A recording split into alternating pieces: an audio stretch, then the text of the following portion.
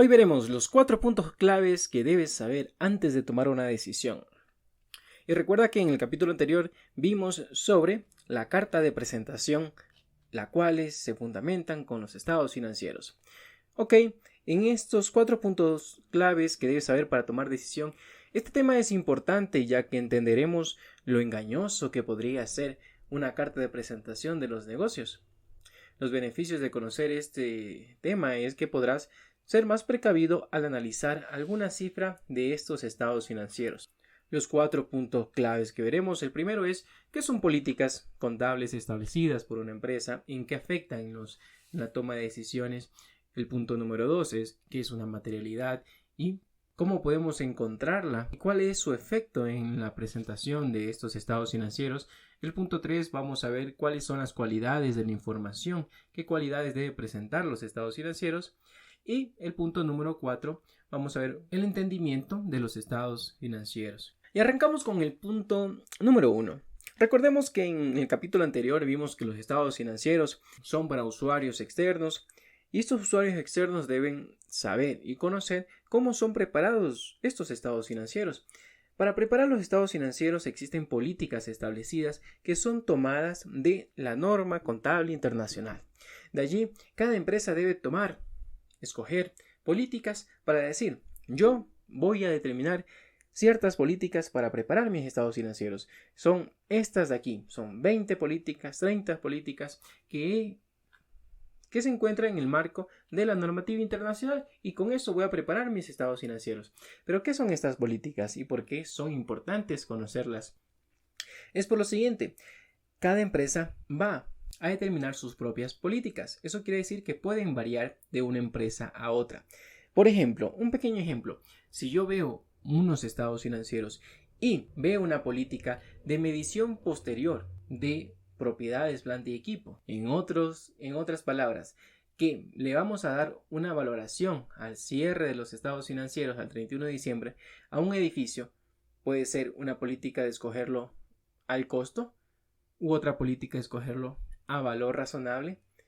¿Qué implica esto? Es que si yo veo que en sus estados financieros dice que este edificio, o puede ser por ejemplo un terreno, está medido al costo, yo como usuario de los estados financieros voy a entender que ese valor es un valor antiguo, que ese valor quizás pudo haber cambiado, que quizás ese valor del terreno o el edificio ahora vale mucho más y no está reconocido de esa manera. Eso quiere decir que esa empresa razonablemente tiene un mayor valor en sus activos, pero no los desea registrar, quiere mantenerlos al costo. Pero si yo veo otro tipo de política que esta empresa decide registrar estos activos no corrientes, como por ejemplo mencionábamos terreno, edificio, a su valor razonable, yo voy a determinar y voy a saber que el valor de los activos ya es el valor de mercado, es el valor que en la actualidad ya está. Eso quiere decir que esa empresa no va a tener un mayor valor de los activos. De esa manera yo puedo tener información necesaria sobre estas políticas contables. Otra política, como por ejemplo si es una empresa de construcción o es una empresa de prestación de servicios y yo voy a ver las políticas de reconocimiento del ingreso. Yo puedo saber si esta empresa ha reconocido todo el ingreso posible, como por ejemplo en el reconocimiento de ingresos tenemos dos formas de hacerlo, uno por el input y el otro por el output. Si yo lo hago por el input, quiere decir que yo voy a reconocer mis ingresos de acuerdo a cada hito. Voy entregando un avance de obra, voy entregando un informe, un producto, y yo voy reconociendo ya el ingreso de acuerdo a la entrega de un entregable, de una obligación de desempeño satisfecha. O por el output me voy a basar por lo que voy yo gastando. Si yo voy gastando, invirtiendo en el costo de este servicio que he otorgado, a la medida que voy gastando voy reconociendo el ingreso.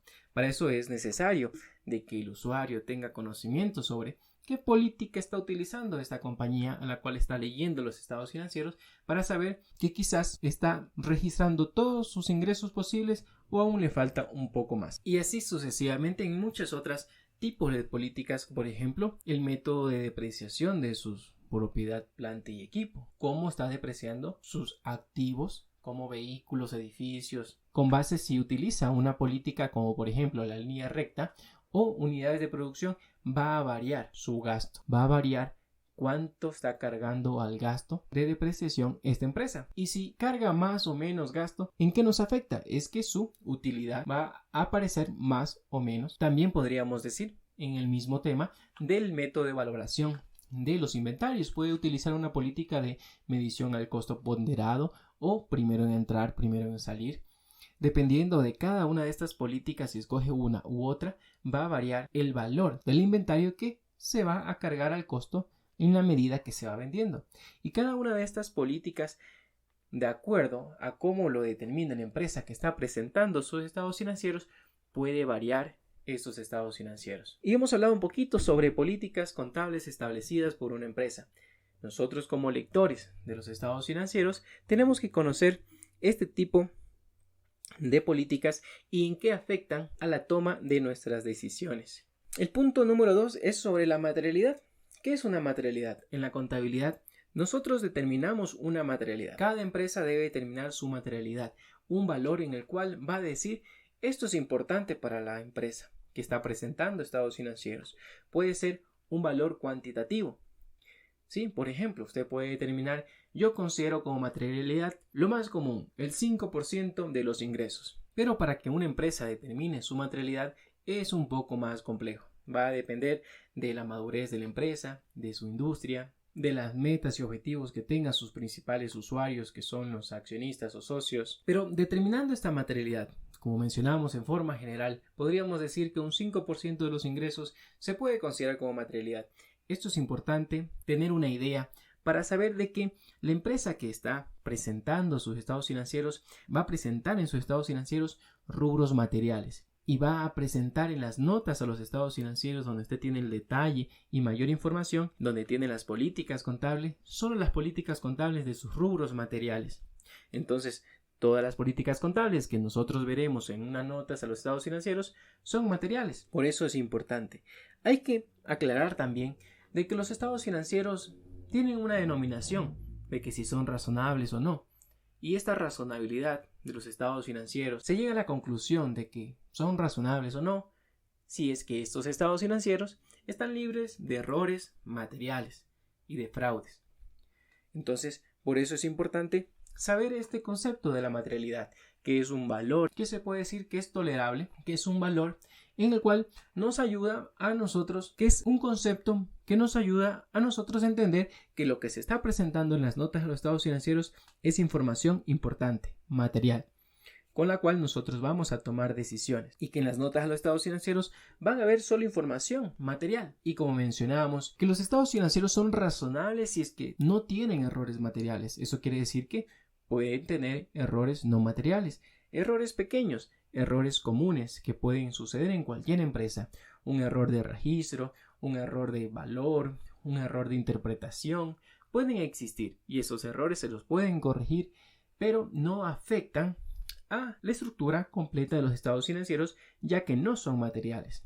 En toda empresa pueden haber errores, pero no deberían ser materiales y deberían ser corregidos en el periodo de su preparación. Y vamos a pasar al tercer punto, que son las cualidades de la información. Es un tema muy interesante, es algo que agrupa a toda la presentación de estados financieros. ¿Y qué son estas cualidades de la información? La normativa contable tiene en su marco conceptual el desglose de cada una de estas cualidades de la información y nos dice, ¿sabe qué? Usted tiene que tener un equilibrio entre estas cualidades. ¿Cuáles son las cualidades de esta información? Como por ejemplo, la integridad, la relevancia, la esencia sobre la forma, y que tienen que tener un equilibrio, como por ejemplo el equilibrio entre dos cualidades: la integridad, que quiere decir que toda la información esté completa, y la oportunidad, que la información se presente de forma oportuna para que los usuarios puedan tomar sus decisiones. Como por ejemplo, nosotros debemos presentar máximo hasta el 30 de marzo los estados financieros para que la junta de socios o accionistas los revisen y los aprueben. ¿Qué pasa si nosotros no presentamos hasta esa fecha los estados financieros? Porque estamos buscando de que la integridad sea 100%, de que toda la información esté registrada, de que quizás transacciones que posiblemente no son significativas, o transacciones de que quizás por su falta de análisis tampoco sean significativas. Y por querer presentar estados financieros 100% íntegras, no se presenta de forma oportuna, sino que se presentan en junio, en julio, los estados financieros, cuando no son oportunos ya para la toma de decisiones. La normativa nos dice, ¿sabe qué? Usted tiene que tener un equilibrio entre la integridad y la oportunidad. Presente información íntegra, material, pero de forma oportuna. También podemos hacer otro mix entre otras cualidades, como por ejemplo esencia sobre la forma. Indistintamente la forma legal de una transacción, prevalece su esencia económica. Ahora en nuestra legislación tributaria se llama hecho generador. Muy aparte de que tengas tú una factura, un documento que se supone que sustenta una transacción, lo que prevalece es el hecho generador. Me dices tú, empresa, de que contrataste servicios profesionales, pero ¿dónde está el informe o dónde está la evidencia? ¿Dónde está el hecho generador que me sustenta ese gasto? Para que tú reconozcas ese gasto o reconozcas quizás algún activo intangible, se necesita ese hecho generador que está dentro de nuestra cualidad de esencia sobre la forma. Usted debe reconocer la esencia de las transacciones económicas en sus estados financieros sin aún quizás existir una forma legal de un contrato, de una factura. Y en la parte tributaria acá lo conocemos como hecho generador. Debe existir el hecho generador antes que un documento legal. Claro está que debemos que cumplir lo más que podamos con los documentos fuentes que sustentan este hecho generador. Pueden ser facturas, contratos, estados de cuenta, liquidaciones, plantillas que sustenten estas transacciones. Otras cualidades de la información en la cual debe haber un equilibrio también pueden ser la prudencia. Hay que ser prudentes para poder realizar transacciones económicas. Prudentes como por ejemplo aquí nos apegamos un poco al tema de estimaciones.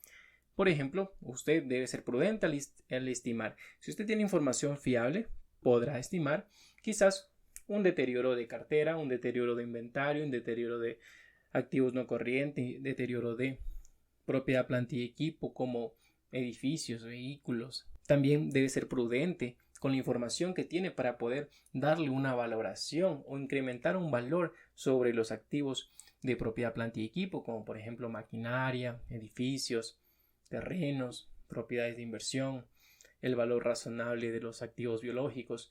Esa información usted debe ser prudente para poder estimarlas, ya que tiene que tener información fiable para poder darle un valor a estos tipos de activos al cierre del ejercicio. También usted debe ser imparcial. Tiene que haber un equilibrio, también la cualidad de información de imparcialidad. La gerencia, el contable, tiene que ser imparcial al tomar las decisiones o al registrar esas transacciones. Como por ejemplo, ya habíamos mencionado que el propósito de los estados financieros es un propósito general. Entonces, las decisiones que se tomen tienen que ser imparciales. Yo no puedo registrar ingresos con el objetivo de mostrarle mayor ingresos a un usuario, como por ejemplo instituciones financieras, y mostrar más gastos a otro usuario, como por ejemplo el órgano de control. Hay que ser imparcial, hay que registrar las transacciones de acuerdo a cómo nos menciona la normativa contable y con un juicio profesional o un criterio imparcial. También hay otra cualidad de la información que es interesante, que es la comparabilidad. Los estados financieros, la información financiera debe ser comparable de nuestro propio negocio con periodos anteriores de varios años. Podemos comparar un año con otro. ¿Por qué? Porque las mismas políticas contables que habíamos mencionado en el punto número 2 o en el punto número 1, estas políticas contables tienen que ser comparables. No se puede tener una política contable en un año, ¿sí? Porque quiero tener más gastos de depreciación y por eso utilizo línea recta, y en otro año cambio mi política contable a unidades de producción porque quiero tener menos gastos de depreciación. No se puede hacer así. Se debe ser, como mencionábamos, imparciales, prudentes, y debe existir la comparabilidad de todas sus políticas contables. Una política contable no se la puede cambiar así de fácil. Se debe sustentar el cambio de esta política contable diciendo, ¿sabe qué? Esta nueva política contable va a darme información de mayor calidad para estos usuarios externos, usuarios por la cual yo presento estados financieros con propósito general. También nuestros estados financieros deben ser comparables con otros estados financieros de otras empresas de la misma industria. ¿Cómo hacemos eso? Lo hacemos ya que todas las empresas, en su mayoría, aplican la misma normativa contable, las NIF, Norma Internacional de Contabilidad o Norma Internacional de Información Financiera. Todos aplican, o en su mayoría, aplican las NIF. Entonces nosotros vamos a poder ser comparables, ya que mi registro de propiedad, planta y equipo, por ejemplo de un edificio, que se lo mide al costo inicialmente y al cierre del ejercicio 31 de diciembre también al costo, esa misma política contable y ese tratamiento contable es el mismo que utiliza otra empresa que tiene un edificio también, lo registra inicialmente al costo y posteriormente al costo.